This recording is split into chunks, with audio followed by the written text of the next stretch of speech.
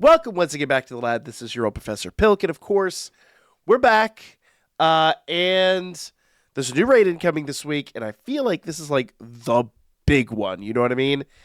We're talking about Garchomp. This is a ground type Garchomp.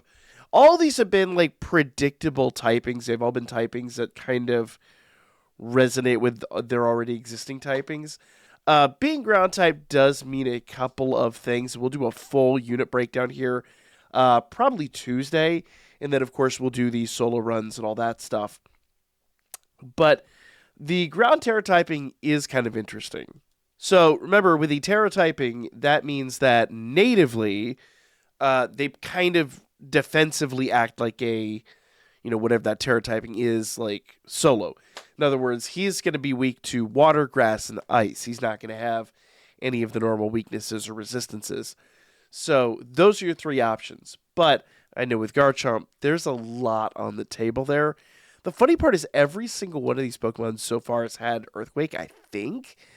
And so I say it's a pretty solid guess that Garchomp's going to have Earthquake. So there are a number of factors there with that.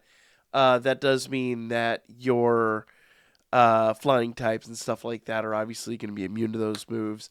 Levitate's another one of those things that's going to be up for grabs. We did a lot of that back with the other raid. Unfortunately, I never got my other the other five builds up. I did work on it. I got it done, but then I fell ill and I wasn't able to get it up for you guys. But there is a lot on the table here. There's a lot of a lot of ice moves, water moves, and grass moves that each could have decent effects here. But I do feel like Garchomp has enough kind of in his repertoire that we probably are going to have a pretty decent fight on our hands. The main thing with Garchomp is that offensive capability. So very much like Metagross. So a heavy offense, a lot of HP, a lot of physical defense, and even a decent amount of special defense. But also a lot of speed. Base speed on this guy is 102, so outspeeding him is not going to be an easy task. Garchomp, I feel like, represents a really strong...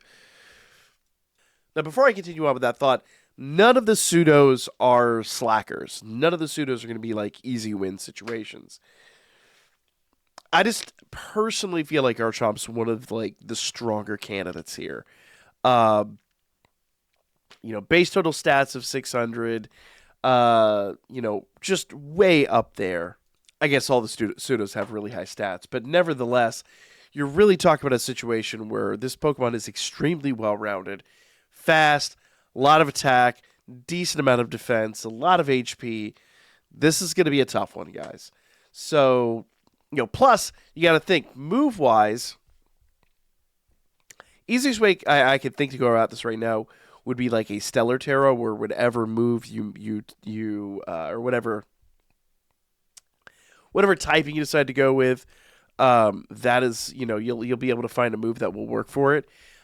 Because you are talking about Garchomp does have some fire moves up his alley. He does have access to Sunny Days, so like the water types and ice types do get depowered with that.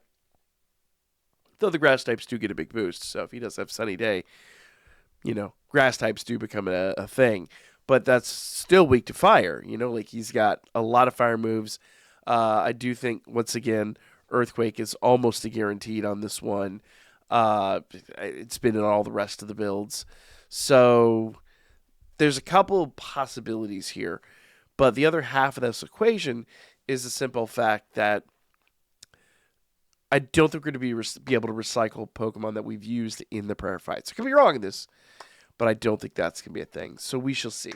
So, incoming Garchomp, super excited about it. We'll talk about this on Thursday when he drops. I have a little bit more. Obviously, we'll do the breakdown later on this week. But make sure you guys comment. Make sure you guys share. Make sure you guys subscribe to stay up to date. And I'll be back with more info on this raid here real soon.